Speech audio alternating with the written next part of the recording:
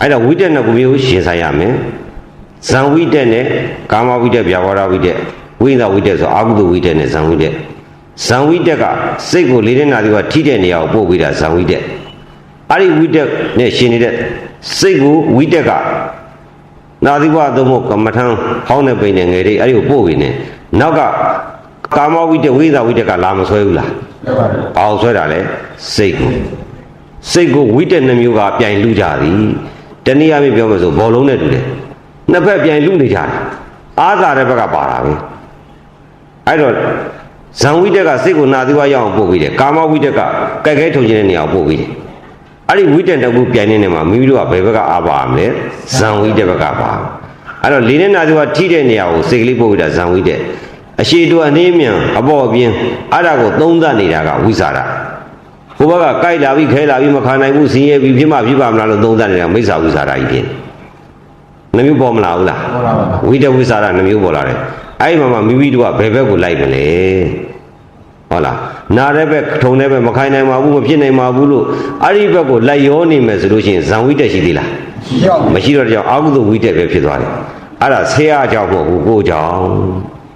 ဟုတ်ပြီလားကိုမားတာလားဆရာမားတာလားစစ်ကိုမားတာဗျာကိုမားတာကိုသိရမယ်တရားဆိုတာဆရာရဲ့လမ်းကြောင်းပေးမှုမိမိရဲ့ကျင့်တဲ့မိမိဘက်ကအားဆိုင်မှုဆရာဘက်ကအားဆိုင်မှုဆရာပညာမိမိတို့ရဲ့အားဆိုင်မှုအဲ့ဒီနှစ်ခုနဲ့လမ်းကြောင်းရဲ့မှန်စစ်ဆေးရ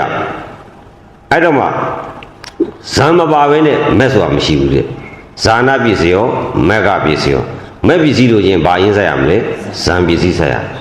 ဇံမပါဘဲနဲ့မက်ရပါမလားမရပါဘူးအဲ့တော့ဇံတရားလည်းအာမထုတ်ခဲနဲ့ဇံဆိုတာမိမိရဲ့မူလကမ္မထမ်းမှာစိတ်ကလေးမပြန့်လွင့်အောင်လို့ကမ္မထမ်းအာယုကိုစူးစူးဆိုင်ဆိုင်ရှုတာကိုဇံအဲ့လိုစိတ်စူးဆိုင်ဆိုင်ကမ္မထမ်းအာယုမှာမသိသိပဲနဲ့လွတ်ထားလိုက်မယ်ဆိုရင်စိတ်ကိုကာမဝိတ္တဗျာဝါ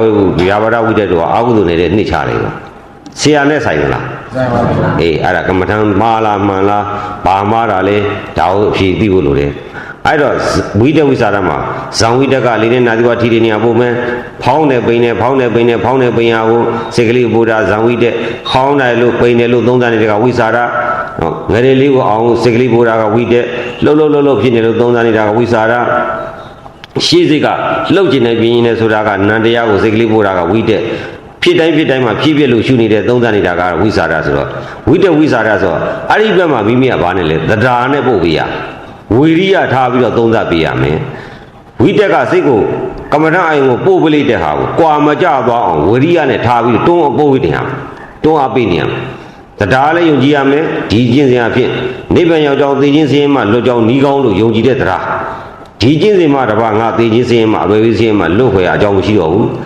အခုတော့တက်တဲ့ဝေဒနာလေးတောင်မှစောက်တရားမရလို့ဗျမ်းမရာဖြစ်နေသေဝဲသေးတယ်ဆိုတော့မယ်အဲ့ဒီမှာအလိုလိုက်လို့ကြိုက်ခဲ့မယ်ဆိုလို့ရှိရင်အပေလေးပါငရဲဒီတဲ့ဆင်းရဲတော့မယ်အဲ့တော့ဒီတရားမှတပါငါကိုယ်ဝယ်ရအားထားရမရှိပါလားဆိုပြီးတော့အာကိုတကြီးနဲ့ကျင့်တဲ့တရားအားအဲ့ဒီမှာမိမိရဲ့မူလကမ္မဋ္ဌာန်းကိုဝရိယစိုက်နေတဲ့ဝရိယအားအဲ့ဒီကမ္မဋ္ဌာန်းအယုံမှာတတိလေးရှိရှုထင်ရှားနေတာကအားကောင်းနေတာကတတိအားတရားဝရိယတတိဆိုတဲ့သုံးချက်အားကောင်းလို့ရှိရင်ဘာဖြစ်လာမလဲသမာဓိအားတက်မလာဘူးလားတက်လာတယ်အဲ့ဆိုလေးနဲ့နာသီဝထိတဲ့နေရာသုံးဖို့မူလကမ္မဋ္ဌာန်းဖောင်းနေပိန်းနေရှည်စီနောက်စိတ်ငယ်ဒိတ်ဆိုတဲ့မူလကမ္မဋ္ဌာန်းကိုအား၅ပါးနဲ့ပို့မှရပါသည်အား၅ပါးမရှိမရပါတရားဆိုတာဘာနဲ့ထုတ်ရမှာလဲအားနဲ့ထုတ်ရမှာအဲ့တော့ကိုယ့်ကိုယောဂီတို့စစ်ဖို့ငါတရားကျင့်နေတာအားရှိရဲ့လားအားထည့်ရဲ့လားအားမရှိဘဲနဲ့ကျင့်နေလို့ရှိရင်ဘာကြောင့်ဖြစ်နေရလဲဝိညာဉ်တက်တော့စင်းရဲတယ်မခံနိုင်ဘူးဖြစ်နေတယ်ဆိုတာမိမိဒီကမ္မထမ်းဆိုတဲ့စိတ်ရဲ့စူးစီးရနေရမှာအား၅ပါးနဲ့ဇာယင်၅ပါးနဲ့ပြည့်စုံအောင်ရင်းနှီးမှုမရှိလို့သာလျှင်မိမိစင်းရဲနေတယ်လို့သတ်မှတ်လိုက်ပါတရားကြောင့်စင်းရဲတာလားမိမိကြောင့်စင်းရဲတာလားမိမိကြောင့်ပါဗျာရက်ဆက်တဲ့ဖောက်ပြန်နေတဲ့ယုတ်ကလည်းမိမိကိုပဲအဲ့ဒီစိတ်ကိုမိမိကအား၅ပါးဇာယင်၅ပါးနဲ့ကုသိုလ်စိတ်တွေမပေါင်းဘဲနဲ့အာကုသိုလ်ကာမဝိတ္တဗျာဝါဒဝိတ္တတွေနဲ့ပေါင်းလို့ပြီးစင်းရဲတာနော်အဲ့တော့မိမိဘက်ကအားမဆိုင်ပဲနဲ့အလိုလိုက်လို့ဆင်းရဲတဲ့တရားမိမိကြောင့်ဆင်းရဲတယ်အဲ့တော့ငါအမှားလို့သိဆရာမှားရင်ဆရာမှားတယ်လို့သိဟုတ်ပြီနော်အဲ့တော့ယောဂီတို့ကလည်းဆရာကျင့်စဉ်တိုင်းကျင့်ပါလေဗျာစိတ်ကိုလေးနဲ့နာသီဝထိတဲ့နေရာသို့မဟုတ်မူလကမ္မထမ်းကိုပို့ဆောင်ပါလေနဲ့တပည့်တော့ဆင်းရဲပါတယ်ဆိုရင်ထချောင်းဟုတ်ပြီနော်ဦးစင်းကပေးတဲ့လမ်းကြောင်းအတိုင်းကြီးကိုဖြောင်းအား၅ပါးပြည့်ဇာယင်၅ပါးပြည့်အောင်ရှောက်ပါလေနဲ့ဆင်းရဲပါတယ်ဆိုရင်ဦးစင်းမမှားဘူးလားအဲ့တိုင်းပြည့်အောင်မရှောက်ရင်ဘုရုမှားလေ ယောဂီတွေအမှားနှစ်ခုလုံးမှရင်အဲ့ဘက်ကိုချမ်းသာမလို့အဲ့လိုဆိုရင်တရားကျင့်တယ်ဆိုတာ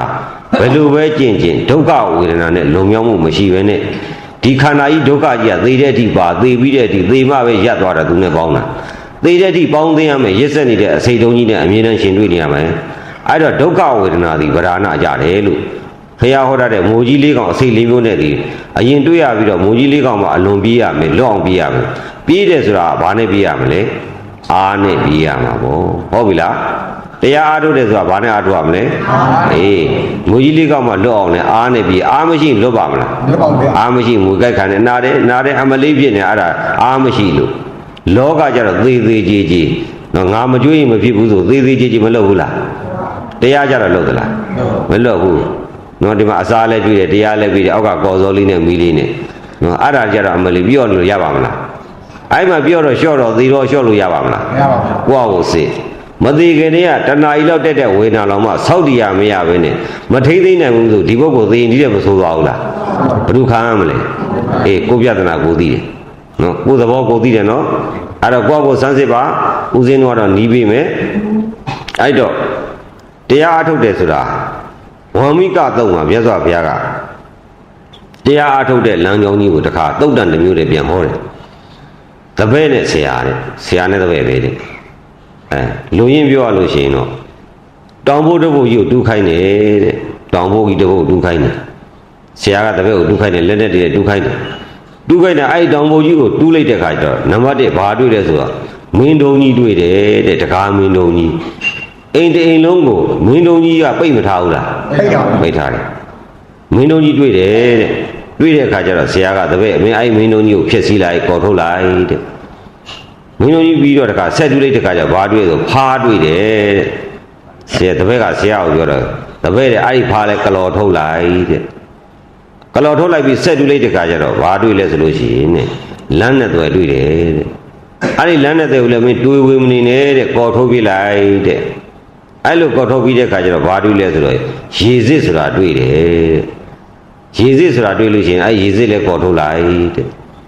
အဲ့လောက်ဆိုတော်ပြီသုတ်တန်နေရှိနေမစိုးလို့အဲ့တော့ဆရာဆိုတာဗာလဲဖရာအစရှိတဲ့ကမ္မထာနစရိယာတွေကိုဘာခေါ်လဲဆရာတပည့်ဆိုတာဗာလဲတရားကျင့်တဲ့ပုဂ္ဂိုလ်တောင်ဘုတ်ကြီးဆိုတာတရားကျင့်တဲ့ယောဂီတွေရဲ့ခန္ဓာကြီးကိုပြောတာယူဘက်ခန္ဓာကြီးကတောင်ဘုတ်ကြီးမဟုတ်လားဟုတ်ပါတယ်နေခါမိတွေတောက်ညကြတော့မိခိုးတွေထွက်နေတယ်နေခင်းကျတော့ဒေါသလောဘတောကတွေနဲ့ပူပြီးတော့ညကြတော့တငွေ့ငွေ့နဲ့ဆွေးပြီးတော့ဟိုတွေးဒီတွေနဲ့အခိုးတွေထွက်မနေဘူးလားဟုတ်ပါတယ်ဟိုတွေထွက်နေတယ်အဲ့တောင်ဘုတ်ကြီးကိုတူးတဲ့တူးလို့မင်းတုံကြီးတွေ့တယ်တဲ့မင်းတုတ်ကြီးဆိုတာဘာလဲဆိုရင်သစ္စာလေးကအဝိဇ္ဇာလို့ခေါ်ပါတယ်လောကလူတွေပေါင်းဦးသိညလည်းဟုတ်ပြီလူပေါင်းမြောက်များစွာတန်ပေါင်းမြောက်များစွာရှိပေနဲ့သစ္စာ၄ပါးတရားတော်ကြီးကိုရှိတယ်လို့သိခွင့်ရှိရလားမရှိဘူးဒီသစ္စာ၄ပါးတရားတော်ကြီးကိုကျင့်နေတယ်ဆိုတော့သိကြရဲ့လားမသိကြဘူးအဲ့ဒါကြောင့်လို့တတ္တဝါတို့ရဲ့အပယ်၄ပါးမှာတန်ត្រာမှာလွတ်မြောက်အောင်တားဆီးထားတဲ့မင်းတုတ်ကြီးအခုတန်ត្រာမှာလွတ်တဲ့ဘုရားဟောထားတဲ့သစ္စာ၄ပါးတရားတော်ကိုနာကြားလိုက်ရတဲ့အတွက်ကြောင့်အတိတကားပွင့်သွားတာအဲ့ဒါမင်းတို့ကြီးပေါ်ထုတ်လိုက်လို့ခေါ်တာတဲ့သစ္စာ၄ပါးတရားကိုနာကြတရားကျင့်ကြတရားကျင့်ရမှာဖြစ်မယ်လို့အဲ့လိုအတိသိတဲ့ပုဂ္ဂိုလ်ဒီအဝိဇ္ဇာကိုပယ်တာပဲအဲ့ဒီအဝိဇ္ဇာကမင်းတို့ကြီးနဲ့တူတယ်သူကဒုတဲ့ခိုင်ပါလေလေအဲ့ဒါကြီးကိုတူပြီးတော့တရားလာခြင်းမြန်နေတဲ့တရားလာခြင်းတဲ့အခါကျတော့မင်းတို့ကြီးတူပြီးတော့ဘာတွေ့လဲဆိုဖားတွေ့တယ်တဲ့ဖားဆိုတာဘာလဲလို့မင်းဖားဆိုတာဒေါသခင်ဗျားတို့ခန္ဓာကိုယ်ကြီးတရားကျင့်မယ်ဆိုတော့တွေ့တော့ဘာနဲ့ရင်တွေ့တယ်ဖားနဲ့တွေ့တာပဲဘယ်မူနဲ့ကျင့်ချင်းဘယ်ဆရာနဲ့ကျင့်ချင်းဘယ်တော့ဘယ်တောင်ဘယ်ကူတဲ့ဘယ်လိုင်ကူတဲ့ကျင့်ချင်းမှုရပေါ်ကျင့်ချင်းဟာဒီယုတ်ကြီးကပါလာမှာပဲပါလာရင်သူကဓာလေးပါဖောက်ပြန်မလာဘူးလားအာသီသောမသုတ်တန်ကယုတ်တရားကမိုးကြီးလေးကောင်နဲ့ပြမိုးကြီးလေးကောင်နဲ့ပြမိုးကြီးလေးကောင်ရင်တွေ့မယ်လို့ဘုရားမဟုတ်ဘူးလားဝံမိကသုတ်တန်ကျတော့ဒေါသနဲ့ပြတယ်ဓာလေးပါဖောက်ပြန်တော့ဒေါသပေါ်မလာဘူးလားဘုရားရဲ့ဉာဏ်တော်တွေနော်ဒီလိုတရားတွေကိုသေသေးချာချာမလေ့လာပဲနဲ့ဥတည်မိတာရှောက်ပြတယ်အနိစ္စဒုက္ခအနတ္တပိုင်းတကတရားဆိုယူကပြတော့တာပဲမှတ်တော့တာဘာဖြစ်လို့မှန်လည်းမသိဘူးနော်ဘာဖြစ်လို့ရှုတာလဲဘာခိုင်းတာလဲဘာအတွက်လဲဘယ်ဟာအစလဲလို့အဲ့ဒီလိုအစအလဲအဆုံးလက္ခဏာစဉ်ဉာဏ်စဉ်ကိုမရှင်းပြတဲ့အခါကျတော့ဥတည်မိတာရှောက်ပြတာကျင့်တော့တာပဲ မြန်မာလူမျိုးရဲ့ထုံးစံတိုင်းပဲလေအတွေးခေါ်အနေတယ်နော်6ရင်လည်းကြောက်မြောက်ရင်လည်းမြောက်ချော့ရင်လည်းပြော့အဲ့လိုလွယ်လဲနော်စစ်စစ်မြင်းမြင်းကြီးမရှိဘူးဆရာရှိတရားသွားထုတ်တယ်ကိုကလည်းဘာလို့ကျွန်တော်သွားမှလည်းမသိဆရာလည်းဘာတွေပြီးမှလည်းမသိကိုကလည်းဘာတွေယူမှလည်းမသိဘာရမှလည်းမသိပြန်လာပြန်တစ်ခေါက်နော်အခုတော့တရားတာကျင့်တာကျင့်ခဲ့တယ်ဘာကြောင့်ဒီကျင့်စဉ်စကျင့်ရတယ်လို့သိခဲ့လားကျင့်စဉ်ဟာဝိပဿနာဘယ်ဟာစကျင့်နေဆိုတာအဖြေသိကြရလားမသိဘူးအနိစ္စဆိုအနိစ္စမှတ်တာပဲဒုက္ခအနိစ္စဒုက္ခအနတ္တတရားဆိုတာဒါတွေအနိစ္စဒုက္ခအနတ္တလောက်တာတွေ့သေးရဲ့လားကျင့်စဉ်ဆိုတာဘယ်ဟာစကျင့်ရမှာလဲယောဂီတို့သိပြီလားမသိသေးဘူးလားဘလို့ကျင့်ဓာလေးပါဖောက်ပြန်တာနဲ့မတိုးဘူးလားတရားစကျင့်ဓာလေးပါဖောက်ပြန်တယ်တိုးမယ်ဓာလေးပါဖောက်ပြန်လိုက်ဒေါသဖြစ်မလာဘူးလားအဲ့ဒီနှစ်ခုအရင်ဆုံးရင်မဆိုင်ရဘူးလားအဲ့ဒါတရားကျင့်စဉ်အစပဲပေါ့ဓာလေးပါဖောက်ပြန်တဲ့ဒုက္ခဝေဒနာမှာဖြစ်ပေါ်လာတဲ့ဒေါသအဲ့ဒါကိုအဘိဇ္ဇာဒေါမနတမှာဒေါမနတလို့ခေါ်တယ်အဲ့ဒါကိုအရင်လွတ်အောင်ကျင့်ရတာအဲ့ဒါပထမကျင့်စဉ်ပဲကောင်းပြီဝေဒနာဝိကံပိတ္တဝါသီလီပရိဋ္ဌာယဆိုဝေဒနာခွာရမယ်ဆိုတဲ့နေရာမှာဝေဒနာဟာဒုက္ခဝေဒနာဒုက္ခဝေဒနာဥပိ္ပခဝေဒနာဆိုဝေဒနာ၃မျိုးရှိဒုက္ခဝေဒနာသည်လူဘုံနတ်ဘုံကာမဂုဏ်ခံစားတဲ့ဒုက္ခအာယုံကိုတည်တဲ့ဘုံဒုက္ခဝေဒနာသည်အပေလေးဘုံမှာချမ်းသာတာမရှိအမြဲစင်းနေတဲ့ဘုံဒုက္ခဒုက္ခမှာလွတ်နေတဲ့အဒုက္ခမှာဒုက္ခဝေဒနာဇံဘုံဆိုတော့ဘုံသုံးပါးဟာဝေဒနာ၃လုံးနဲ့၃လက်နဲ့မတည်ဘူးလားအဲ့တော့ဦးဇင်းတို့ကဘယ်ဘုံကိုအရင်လွတ်အောင်ကျင့်ရမလဲဒုက္ခတိဘုံဟုတ်ပြီနော်ဒုက္ခတိဘုံကိုလည်းအရင်ကျင့်ရမယ်တရားစကျင့်တဲ့နေရာမှာဒုက္ခတိဘုံရောက်စီတာဘယ်ရလာတာလဲဒုက္ခဝေဒနာကလာတာဟုတ်ပြီနော်ဒုက္ခဝေဒနာဘယ်ရစလာတာလဲဓာတ်၄ပါးဓာတ်၄ပါးဖောက်ပြန်တဲ့သဘောဒီဒေါသကိုမပေးဘူးလားပြီးတော့စီးရင်လာတော့ဒေါသအကုသိုလ်စိတ်တွေဖြစ်လာတယ်အဲ့တော့ဦးဇင်းညလည်းဟုတ်ပြီဓဝါရ၅ပေါက်မှာပေါက်၄ပေါက်ကအာရုံတွေမခံစားရင်ဒီပါစီရှောင်လို့ရပါတယ်သေတဲ့ကဟာဒီယုတ်ကြီးရဲ့နှိမ့်ဆက်တာတော့ရှောင်လို့ရလားအေးအဲ့တော့တရားထိုင်တော့လေဒီပြောရဲ့ဓာတ်လေးပါဖောက်ပြန်တာရှောင်လို့ရလားအဲ့လိုဆိုရင်ဒုက္ခဝေဒနာနဲ့အရင်ရင်ဆိုင်ရဥပမာလူတယောက်ကအမတန်ချောလာတဲ့နတ်သမီးတယောက်ကိုလည်းပြမျက်လုံးတစ်ဖက်ကကြည့်ကျန်တဲ့မျက်လုံးတစ်ဖက်ကိုလည်းစူးနဲ့ထိုးမယ်စိတ်ကနတ်သမီးကြည့်မလားစူးနဲ့ထိုးတဲ့တွေရောက်လာအဲ့တော့ဒုက္ခဝေဒနာနဲ့ဒုက္ခဝေဒနာနဲ့ရှင်းလိုက်ရင်ဘယ်ဝေဒနာကိုနံဥစည်းကျွတ်မလဲဒုက္ခဝေဒနာညွတ်တော့ဆင်းရဲမလားချမ်းသာမလားအဲ့တော့ဝေဒနာဟာဘယ်ဝေဒနာဥစည်းလဲလို့မင်းဘယ်ဝေဒနာဥစည်းမလဲဒုက္ခဝေဒနာအဲ့ဒါကြောင့်လို့မြတ်စွာဘုရားကဖာတိဟုသောဒေါသအဲ့ဒါကိုအရင်ပယ်ရမယ်လို့ဟောတာဖယားကတမင်တကာလောက်ကြံလားခန္ဓာရဲ့အစဉ်လားအဲ့တော့မှတရားကျင့်စဉ်ပေါ်မယ်လေတရားဥဒိမြတ်ကျင့်လို့မရဘူးအဲ့တော့မှငိုကြီးလေးကောင်အစိတ်၄မျိုးတက်တဲ့အခါမှာမခံစားခြင်းနဲ့ဒေါသဆိုတဲ့ဒုက္ခဝေဒနာအဲ့ဒီပြဿနာကိုအရင်ရှင်းရမှာတရားကျင့်စဉ်အစပဲအခုကောင်းပြီဦးဇင်းတို့ဘယ်လိုရှင်းတယ်လဲဇိုင်းက၅ပါးနဲ့ရှင်းတယ်လေးနဲ့နာသီဝထိတဲ့နေမှာဝိတ္တဝိသရာပိတိဒုက္ခဧကဂရာဆိုပြီးတော့ရှင်းတယ်စေကုနာသီဝထိပို့တယ်ပို့တိုင်းရောက်ရလားမရောက်ဘဲနဲ့အောက်ပြန်မကြဘူးလားကိုကကြနောက်တစ်ခါကိုကဆွဲမတင်ဘူးလားမမြဲတော့ပြန်မကြဘူးလားဟောတက်လိုက်ကြလိုက်ဖြစ်တက်လိုက်ဆင်းလိုက်ဖြစ်ဒါတက်တာကတော့ကိုကရောက်အောင်ကြိုးစားပြီးဆင်းတာကြတော့ကိုပါလားလွယ်လွယ်နဲ့ပါမသွားဘူးလားဘ누구ဆွဲချတာလဲပါလဲပေါ့ဒီပြဿနာတစ်ခုပေါ်မလာဘူးလားပေါ်လာပြီအဲ့ဒီပြဿနာဆိုတာရှင်းရတော့အကယ်၍ဒါဆွဲချတတ်တဲ့သဘောမရှိရင်ဆွဲမကြတော့ဘူးဆိုရင်ဒီစိတ်လွတ်မသွားဘူးလားလွတ်ချင်ရင်ဘာလို့ဆွဲချတဲ့ဓာတ်ကိုအမြင့်ပါလှန်ပြီးမျိုးဖြုတ်ဖို့လိုသည်ဟုတ်ပြီလားအကယ်၍ဒုက္ခဝိညာဉ်နဲ့ရင်ဆိုင်လို့မိမိကငယ်တိတ်မှာဘိုက်မှာလွယ်လွယ်နဲ့ထားမယ်ဆိုရင်ရတယ်ဆိုလို့ရှိရင်လွတ်မသွားဘူးလားဟုတ်လွယ်လွယ်နဲ့ထားလို့ရလားမရပါဘူးဆွဲချတဲ့ဓာတ်ကပေါ်မလာဘူးလားပေါ်လာပါဘူးရန်သူနောက်မှရှိမနေဘူးလားရှိနေတယ်အဲ့ဒီရန်သူကြီးတဏ္ဍာကြီးနဲ့စိန်မကြကြီးရဲ့လည်းဝတ်ထားပဲသိရင်ဆွဲချတော့မှာပဲနော်အေယာကောနဲ့လင်္ကလူဇာနဲ့စီစီအထဲထဲမှာဒုက္ခတွေကိုဆွဆွနှိမ့်နေတဲ့ဓာတ်တော်ရှိမနေဘူးလားအေးအဲ့ဒီရန်သူကြီးလွယ်ပြီးတော့စိန်ပြည့်တဲ့တဏ္ဍာခတွေနဲ့ဗမာပြည်မကလို့ချောင်းသာမကလို့ငွေဆောင်ရောင်ကြိုက်တယ်လို့သွားအထဲထဲမှာတော့ဒုက္ခဖြစ်လိုက်ရင်ဆွဲနှိမ့်မဲ့တရားခံတော့ပါမနေဘူးလားအေးအဲ့ဒါချမ်းသာတယ်မဟုတ်ဘူးဒါကြောင့်မလို့တို့အခုတော့ကောင်းပြီအခုတော့တရားထိုင်နေတဲ့ခါကျတော့ယောဂီတို့တွေ့လာပြီမိမိစိတ်နဲ့ငါစိတ်ငါသဘောငါရာပြုလို့ငါအမှုတာခဲဆိုခဲ့လို့ရှိရင် ဓာတ်လေးပါဖောက်ပြန်တဲ့နေရာမှာမခံရင်တဲ့စိတ်ကိုလေးတဲ့နာသူကထိတဲ့နေရာဖောင်းရပေါ်ရမှာစိတ်ကလေးကိုလူအားထားရမှာပေါ့အခုရရလားအဲ့တော့ဒီခန္ဓာကြီးကကိုယ့်အလိုတစ်ခုတည်းနဲ့ပြီးရလားမပြီးသေးဘူးနော်ဟုတ်ပြီနော်ကိုယ့်အလိုတစ်ခုတည်းနဲ့မပြီးသေးဘူးအခြားတစ်ခုရှိသေးတယ်အခြားတစ်ခုကကောင်းရာကိုပို့သလားဆိုးရာကိုပို့သလားဩဆိုးရာကိုပို့တဲ့အခြားတစ်ခုရှိနေသေးပါလားအဲ့လိုဆိုရင်ဒီပြဿနာရှင်းနေပြီလေတရားကြည့်နေမယ်အဲ့တော့လေနဲ့နာသူကထိတဲ့နေရာကိုစိတ်ကလေးပို့တော့အရှိတို့ညှိပါအနေမြန်ညှိပါလို့ပထမတော့ကိုပြောတာပဲအဲ့တော့ရှူရှိုက်တဲ့နေရာမှာယောဂီတို့ကရင်ဝါလေးကိုအားပြုရှူမယ်နော်ခန္ဓာကိုယ်ကဒီတိုင်းလေးပဲအသာလေးတည်ထားမယ်ပေါ့အလိုက်တယ်လေအခုတော့တချို့ယောဂီတွေတွေ့ဆရာတရားထိုင်လို့ကြောကြီးဆန်တာတယ်နောက်ပိုင်းအဲ့ဒါအန္တရာယ်အကုန်ဖြုတ်ချမှာအဲ့ဒီကြောကြီးဆန်ခါကြီးမှကြမှုံပုံလေးတော့လက်မခံတော့ဘူးနည်းနည်းလေးကြရင်နည်းနည်းလေးမှလက်မခံတော့ဘူးနောက်ပိုင်းကျင့်နေကြတော့ခန္ဓာကိုယ်ကြီးကိုတရားထိုင်ပြီဆိုမှအပြေးသမားများတာဆိုသလိုကြီးသွင်းထားလို့သွင်းထားတာအဲ့ဒါမရဘူးအဲ့ဒီဘုတ်ကိုကူးလို့မရဘူးဘာဖြစ်လို့လဲကာမဇောကြီးစောတာလို့စိတ်ကမဲ့ဇောဖူဇောကိုစောရမယ်အစားကာမဇောကြီးစောတာတော့မတရားဖို့တရားရပါမလားမဟုတ်ဘူးနဲ့စမ်းကျင်မတိဖြစ်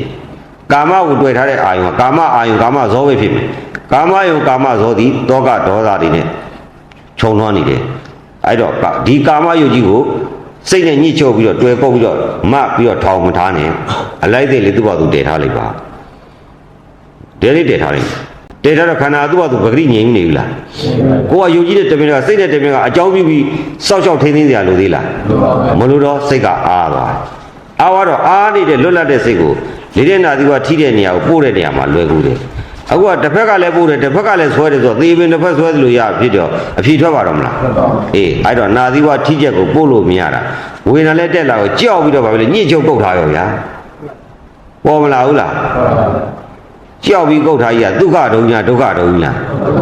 ဒုက္ခဒုံကြီးသွားဖက်တော့ဒုက္ခရမလားဒုက္ခရမလားဒါလည်းလွတ်သလားဟင်ဖက်တာပဲမျိုးဟလာတယ်နော်ဘလောက်ဒုက္ခရောက်ယောက်ျားဘလောက်ရဘလို့ဒုက္ခရောက်ခွဲနိုင်ရလားဒုက္ခနဲ့ခွဲနိုင်လားခွဲနိုင်ဘူးဒီတို့ရောက်ွက်မှာနော်ဒီခွက်တွေအိမ်ခွက်တွေပြောင်းတော့လူစုံတွေ့တာဟုတ်ဗျာ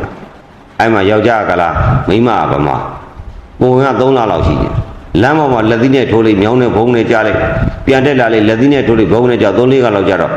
ဦးဇင်းဒီကောင်းလေးကွာလို့ကြည့်တော့မကောင်းဘူးကွာလို့ဆိုကြည့်တော့အဲ့ကလားဝိုင်းပြီးလက်သီးနဲ့ထိုးကြနောက်နေ့လည်းကြောက်ဦးဇင်းနဲ့လက်ဖိတ်လည်းတောက်တော့သူတို့လင်မယားများကလက်ဖိတ်တိုင်းအတူထိုင်တော့ခွဲနိုင်ရလားဖူးရောင်နေရတော့ဆနွေးလိမ့်တာနော်မခွဲနိုင်ဘူးဒုက္ခနဲ့ခွဲနိုင်ရလားအေးဒုက္ခကိုအရင်ချစ်ကြတယ်အခုလေအောက်ကကြိုက်ခဲတုံကျင်တာကြီးရစ်ဆက်နေပါလေနဲ့ခင်ဗျားတို့တော့မကြည့်ဘူးလားကြည့်တော့စင်းလားချမ်းသာလားကြည့်တာတန်ရောစဉ်ဒုက္ခတန်ရောစဉ်ဒုက္ခကြသောင်းစဉ်တော်ဆိုမတွေ့ဒုက္ခကြတော့ရှိသီလားသွားလို့သေးရှိသီလားလို့တော့လည်းမနှိမ့်ဆက်ဘူးလားအဲ့ဒါကြီးဘာလို့သွားကြည့်နေတာလဲအဲ့ဒါပါလေဒိဋ္ဌိတန်ရောစဉ်ဘာတန်ရောစဉ်လဲဒိဋ္ဌိတန်ရောစဉ်မှတ်ထားဒိဋ္ဌိငါကိုကြီးလို့ဆွဲထားတဲ့တန်ရောစဉ်အဲ့ဒီတန်ရောစဉ်ကဆင်းရဲမှုကိုပေးတာချမ်းသာမှုကိုပေးတာဟောအဲ့ဒါဆိုဒိဋ္ဌိတန်ရောစဉ်ကမကောင်းပါလားဆိုဒီဒိဋ္ဌိတန်ရောစဉ်ကိုစွန့်ရမယ်အစားအဲ့ဒီဒိဋ္ဌိတန်ရောစဉ်နဲ့နေလခြင်းနဲ့ဒါပေမဲ့တက်တော့နေတာလားမဟုတ်ဘူးအသိဉာဏ်နာဘဝများလာပြီလေဒိဋ္ဌိနဲ့နေလာခဲ့တာ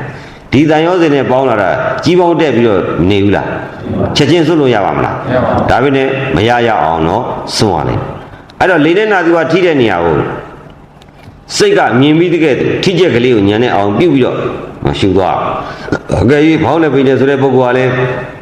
ဖောင်းယုတ်ပိန်ယုတ်ပေါ်တိုင်းဖောင်းမှန်သည်ပိန်မှန်သည်ဖောင်းနဲ့ပိန်နဲ့မှဖောင်းနဲ့ယုတ်ပေါ်တဲ့သဘောကိုညံနဲ့မြင်ပြီးတော့စိတ်နဲ့မြင်ပြီးကဲ့သို့မှပိန်နဲ့ယုတ်ပေါ်ဝိုင်းနဲ့ပိန်သဘောကိုပိန်ယုတ်ကိုစိတ်နဲ့မြင်ပြီးကဲ့သို့မှအဲ့လိုကြကြအားကောင်းကောင်းနဲ့မှန်ရငယ်လေးကိုလှုပ်ကို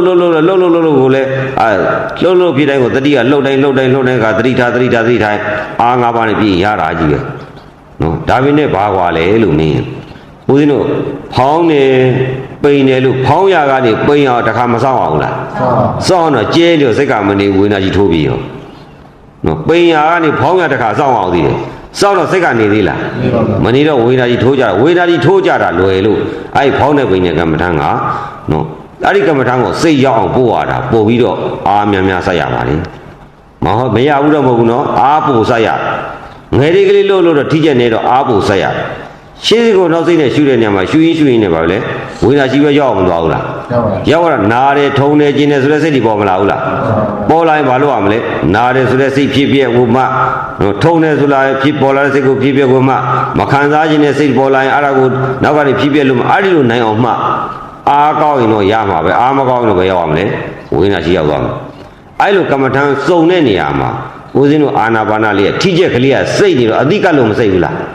းအတိကလို့စိတ်တော့စိတ်ကလေးကအားခွင့်နားခွင့်မရတော့ဝေဒနာကိုကြော်ရတာလွယ်တယ်အားဆက်ရတာနေလားကလားမဆက်ရလို့ဒီကမ္မထံကိုဦးဇင်းရွေးချယ်တာကျန်တဲ့ကမ္မထံလည်းမှန်တယ်အားဖို့ဆက်ရကမ္မထံမှားတာရှိလားဟောအဲ့ဒါကြောင့်သူ့ကမ္မထံငါကမ္မထံညင်းမလို့သေးလာ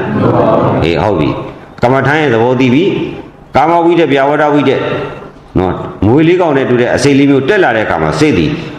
တဏမာနတိတိတော့အုပ်ချုပ်ပြီးတော့အာဟုနဲ့ကိုလွန်ပွဲသလိုနှိမ့်ချတယ်အဲ့ဒါကိုအာ၅ပါးနဲ့ဆွဲထုတ်ယူရအဲ့လိုဆွဲထုတ်ယူတဲ့အခါမှာမိမိရဲ့ကမ္မထံကိုတရားဝရိယသီသမารိပညာအာ၅ပါးအပြင်ဇိုင်း၅ပါးပါထည့်ပြီးတော့မရှုရဘူးလာ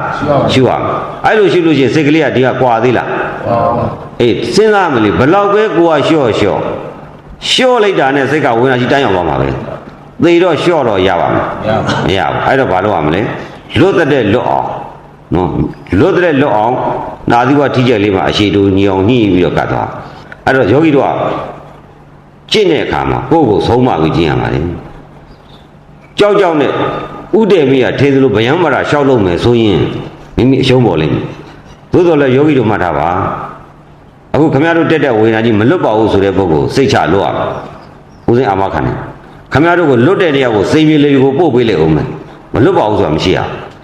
နော်အဲ့တော့ဒီကြားထဲမှာကိုယ်အားကိုကိုးပြီးတော့ကိုယ့်အကိုတဏှလက်ထက်မှာကိလေသာနှုံဘောထက်မှာစိတ်ကိုဆွဲထုတ်နိုင်တဲ့အားတွေဦးစင်းလိုချင်တယ်ဒုက္ခဝေဒနာမှာသိခံနိုင်တဲ့အားတွေမိမိကိုမိမိလုံးမြောက်အောင်ကိုယ့်အကိုယုံတင်နိုင်တဲ့အားတွေအဲ့ဒီအားတွေလိုချင်သေးလို့အခုဦးစင်းလေ့ကျင့်ပေးနေတာတနည်းအားဖြင့်ပြောမှဆိုရင်ဂျုံလုံးကနှဲနေတာပေါ့မုတ်ဆိုင်မှာဂျုံလုံးတော့နဲ့ဣကြဝိစမှုစာလုပ်တဲ့ဘုရားဒေဝကြီးတဲ့ကိုဂျုံတွေထည့်ပြီးရင်းနဲ့မွယ်ပြီးတော့ဣကြဝိစမှုစာလုပ်လို့ရပါမလား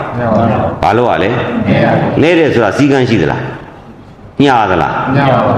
နဲတယ်ဆိုတာမညာပေပေတေတေနီလာကာလာစီးပိုင်တော့ရဲဆက်ဆက်မလုပ်ရဘူးလားစီးပိုင်ရဲဆက်ဆက်ကြိတ်ချီနိုင်လေဂျုံထွက်မဟုတ်ဘောကောင်းနေပြီဟုတ်ပြီလားအဲ့တော့အခုနေက3ရက်4ရက်ကအခုယောဂီတွေဘာလုပ်နေရလဲဆိုတော့နဲနေတာဣကြဝိစမှုစာဘာမှယုတ်တရားနာတရားလက္ခဏာတရားဘာမှမပါသေးဒီခန့်ဘာခန့်လဲနဲတယ်ဆိုတာညာလို့ရပါမယ်ဘယ်ရမလဲခင်ဗျားတို့စိတ်တွေကလောဘဒေါသမောဟတွေနဲ့ကြမ်းတမ်းမနေဘူးလားအဲပရမယုံနဲ့ဆိုတာနူးညံ့နေလေနူးညံ့တဲ့အာယုံဒီစိတ်ကလေးသွားဖို့လို့ရပါမလားမရပါဘူးအဲ့တော့ဘာလုပ်ရမလဲသိမ်မွေးသွားအောင်လောဘဒေါသမောဟအကြမ်းသားတွေကိုနှဲထုတ်လာတနေ့ကတနာရီနဲ့9ချိန်နှဲမှာနောက်2နာရီနဲ့နှဲမှာစွဲကြည့်သေးတယ်မရအားပြန်နှဲပေါ့စွဲကြည့်လို့မရပြန်နှဲရမှာပဲနှဲတာညာလို့ရပါမလားမရပါဘူးအဲ့လိုဆိုဘုန်းကြီးရက်ဆက်တယ်လို့မအောင်မင်းနဲ့ပေါ့ဟုတ်ပြီလားရက်ဆက်တာပဲရက်ဆက်တာလေကိုယ့်အကိုရက်ဆက်တာပဲဘုန်းကြီးမအောင်မင်းနေလားမဟုတ်ဘူးအဲ့တော့ဗာလဲအရှိတူညိပါဥစဉ်ကမ္မဋ္ဌာန်းနဲ့ပြီးတဲ့ပုဂ္ဂိုလ်မိမိစိတ်ကိုမိမိလွန်မြောက်အောင်ကေတေမှာကိုယ့်ကိုလွန်မြောက်အောင်ဆွဲသိမ်းစည်းပါနော်အလျှော့ပေးအရှုံးပေးခြင်းသည်ကိုယ့်ရဲ့ပြီးတော့ခမရတို့နေသလိုနေအရှုံးပြီးတော့အလျှော့ပေးတဲ့ပုဂ္ဂိုလ်ဒီအရှုံးတာအဖတ်တင်ပြီးသေတော့မသက်သာတော့ဘူးဒီလောက်အချိန်မှဆရာနဲ့လက်တွဲပြီးတော့ကေတင်နေတဲ့ကြားတွေကဆရာလက်ကိုပုတ်ချလိုက်ပြီဆိုရင်သေတဲ့ခါကျတော့သေပါမလားတော့အခုနေကသေအောင်တတ်တဲ့ဝေဒနာမရှိပါဘူးသဘောလောက်ပဲရှိတယ်ဒီအဲ့လောက်တက်တဲ့ဝေဒနာမှာမိမိတို့စိတ်ကလေးကိုကိုယ့်အကိုလွတ်ရသို့သိသိနိုင်အောင်လေ့ကျင့်ပါကြောက်တာတွေလန့်တာတွေခဏပန်းချမ်းသာတာတွေကိုဘေးဖယ်ပါလေတဲ့နာသီဝထိကျက်နေရလေးကိုစိတ်နဲ့မြင်မိခဲ့သူအောင်ပြုပြီးတော့အရှူရှိုက်သွားမယ်အရှိတူကြီးသွားမယ်စက်ကရှူတာနဲ့တထက်တဲ့ညီအောင်ရှူမယ်ဆိုလဲစက်ကိုအောင်မပြုနဲ့စက်ကကိုယ်ရှိလာမှာအတန်ကိုယ်ရှိလာမှာကွာကြားလာတဲ့ကိုယ်ရှိလာတဲ့အတန်ကိုဒါတထက်တဲ့ညီအောင်ညှိတထက်တဲ့ညီအောင်ညှိလို့မိမိအရှူရှိုက်တတ်သွားပြီဆိုရင်စက်ကိုအောင်ပြုနေတော့စက်တန်နဲ့လည်းမဟုတ်တော့ကိုယ့်ဘာကိုအရှူကိုယ်ရှိုက်နေပထမအရှူရှိုက်နဲ့အရှိတူအနေမြန်အပေါ်ပြင်းနဲ့နောက်အရှူရှိုက်ရဲ့အရှိတူအနေမြန်အပေါ်ပြင်းနဲ့တထက်တဲ့ညီအောင်ညှိပြီးတော့အဲ့ဒါကိုအန်ချပါအဲ့လိုအန်ချရင်နဲ့အဲ့ပုဂ္ဂိုလ်ဒီပါပဲလေလောဘဒေါသမောဟတွေသိပြီးတော့ဇံသောသူရောက်သွားပြီးတော့မလုံးမဖြုတ်ချင်တော့ဘူးဟုတ်ပြီနော်အဲ့တော့ကျင့်စဉ်ရဲ့သဘောနားလည်ပြီလားနားလည်ပါပြီအေးအဲ့ဒါတရားကျင့်စဉ်ရဲ့သဘောတွေဥစဉ်ဒီရှင်းပိုင်းမှာအခြေခံသဘောတရားတွေရှင်းပြသွားမှာ နောက်ပိုင်းကျတော့မှယောဂီတွေရဲ့ခန္ဓာကလည်းဟာလားဝိပဿနာအောင်နေလဲမြင်ပြီဆိုမှနောက်တော့မှဥစဉ်ဝိဓိမာတရားတွေဟောမယ်နော်အဲ့တော့နမောတတ္တနဲ့ဘုရားကြောကြ